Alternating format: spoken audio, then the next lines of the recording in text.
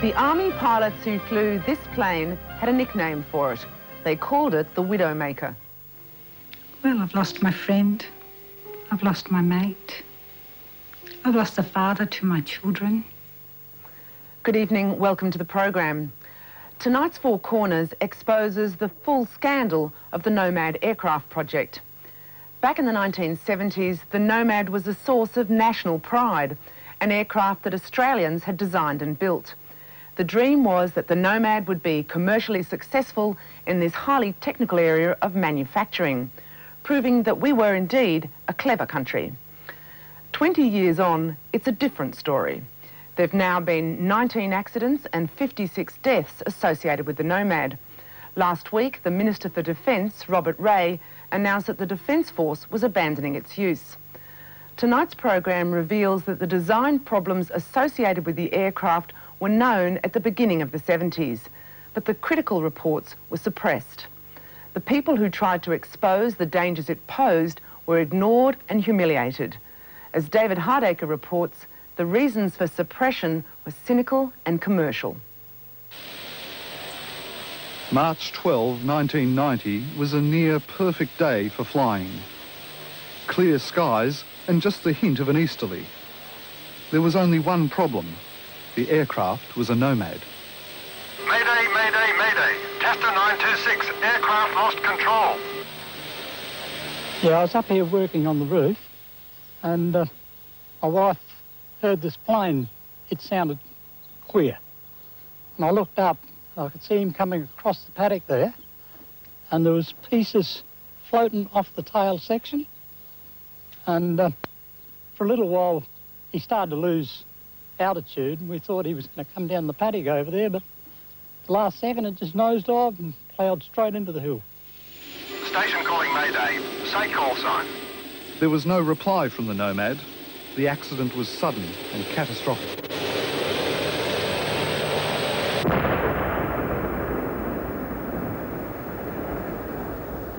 Aircraft type was a Nomad. It's hit hard. I think it's fatal. There were no passengers on board that afternoon, only the pilot, a 31-year-old flight lieutenant, Glenn Donovan. He was on an exercise from Edinburgh RAF base near Adelaide. Although young, Glenn Donovan had vast experience and had flown over 2,000 hours on Nomads. His premature death left behind a wife, Bronwyn, and a baby son, Jake. Also remaining is his brother Phil. He's campaigned for 5 years because of an accident which he says should have been prevented. Well, the tail simply fell off on radar, flying straight and level. Eyewitnesses saw the tail separating like pieces of paper thrown out the window. And no control. There's nowhere to go. Gravity takes over, you hit the ground. There have been 19 accidents involving the Nomad. 56 people have been killed. But Glenn Donovan's crash has become the most significant. It's led to an ombudsman's investigation, a Senate inquiry, a mutiny amongst Army pilots, and finally the grounding of all military Nomads. Today, for the first time, Phil Donovan is coming to the field where his brother died.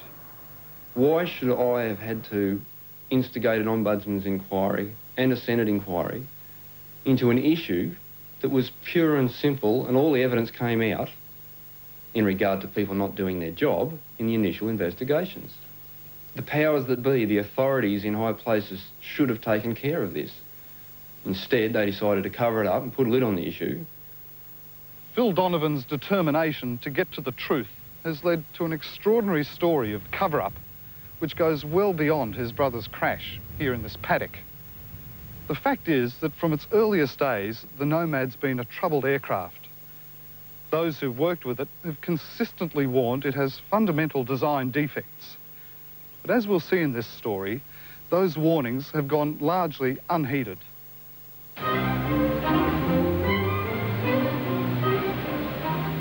It was called Project N, and back in the early 70s, it was the great dream of the Australian aeronautics industry. a locally designed and built aircraft.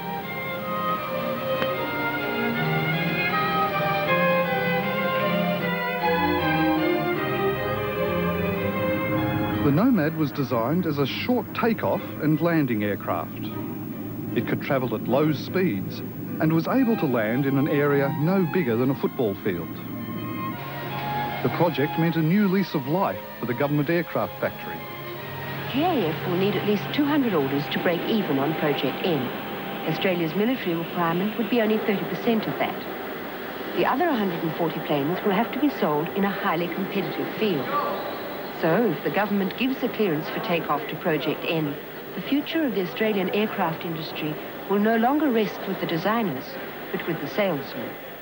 Well, I found it exciting enough to ditch what I'd been doing in the aviation industry at that time and come aboard, because here you were at the epicentre of the Earth. You were actually where things were created, and then you had the opportunity of going out and taking those to the rest of the world. While Eric Morris drummed up business around the world, back home, Project N was showing early signs of strain. The factory's managers had little aviation experience.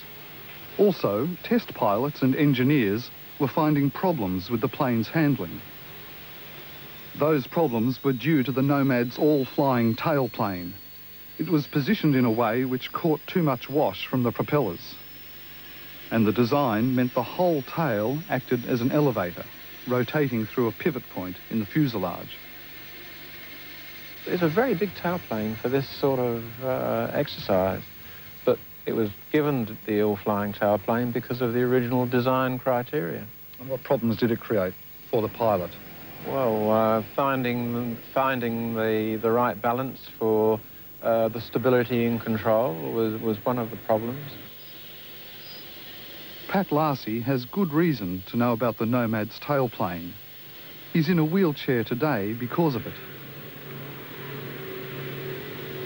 Well, it was all happened very quickly. But of course, yes, in most accidents, things seem to happen in slow motion at the same time. The crash happened in 1976 at the Avalon airfield near Melbourne. Pat Lassie survived, but the accident killed the pilot and a flight observer. Officially, the crash has been blamed on the pilot, not the design of the aircraft.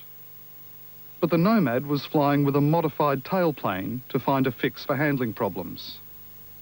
Do you believe the tailplane could have been made better with more time? Yes. In the early days? Yes. Yeah, I think that a lot of effort was put into resolving problems around the back end, and you know it was an enormous amount of effort put into trying to resolve it. Marketing men like Eric Morris were to be the saviour of the Nomad, sent out to create demand for the plane. But in doing so, they created pressures on the designers and engineers who wanted time to make improvements. The whole sort of scenario was push, push, push all the time.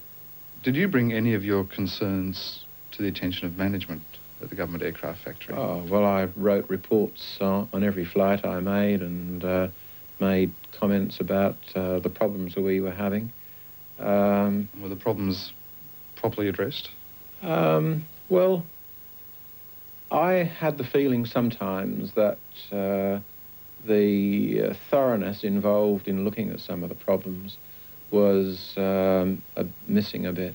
We have in this aircraft, in the Jindavid pilotless aircraft, in the Ikara missiles. Publicly, little was known about the divisions within the government aircraft factory. We've got some wonderful examples of Australian engineering, Australian technology and ingenuity, which has got world recognition. Few were aware of problems, least of all the minister responsible.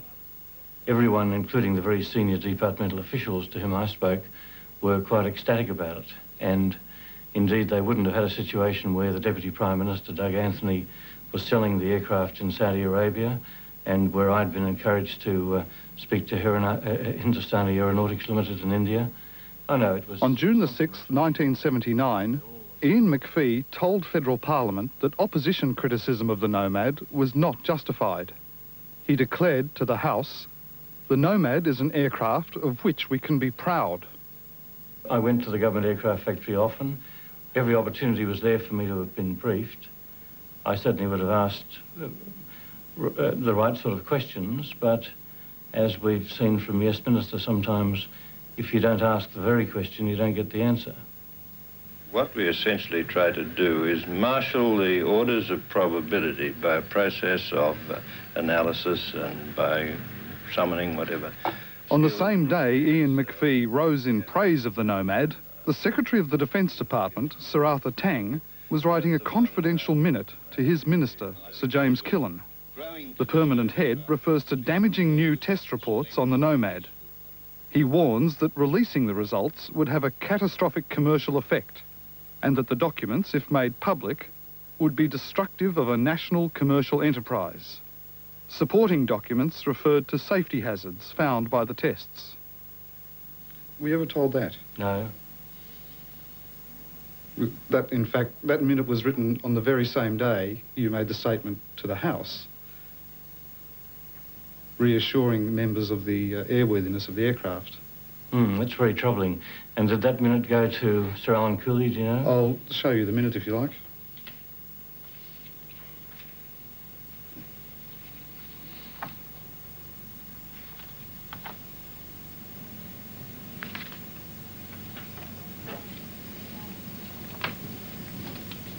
Yes, I've not seen that before. Four Corners has obtained copies of the reports which Sir Arthur Tang was anxious to keep secret. They run to 10 volumes and were compiled over many months of testing by the RAAF's Research and Development Unit. For the first time, the test pilot who wrote those reports has agreed to speak about his findings. These problems are really related to the controllability of the aeroplane and in the hands of an average pilot under difficult circumstances, for example, with a difficult landing task or weather which was a bit adverse. We felt the aeroplane could become a real handful and even to the point where it had accident potential. So we had concerns about its handling during approach and landing. We also had concerns about the basic stability of the aeroplane. Does it concern you that these were withheld from you? I would have thought, as the responsible minister, and I would have thought that other ministers, I wasn't alone in promoting the merits of the Nomad, should have been told of any reservations anyone had. In my experience, people often disagree professionally about issues such as these, such as air safety, but they're so vital, especially when Australia's putting its name to it, that we should be told of these matters, yes. Sir Arthur Tang declined our request for an interview. He sent a letter saying he now had no recollection of the matter. But the memory of those days remains well and truly alive for Harry Bradford. I was actually on leave at home. I was actually on my tractor cutting some grass. And I received a telephone call from my commanding officer, and he said that I was required to go to Canberra that day, and indeed an aeroplane at P3 Orion had been arranged to fly me to Canberra.